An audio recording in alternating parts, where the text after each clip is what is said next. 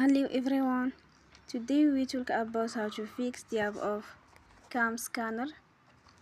Here we go to settings, then we click on apps. After that we search the app CamScanner and we click. Then we will on for stop. After that we go to storage. Then we click on clear cache. In the end, you will turn your Wi-Fi and you will turn again.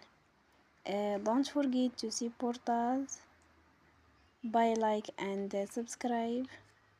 See you next time and thank you for watching.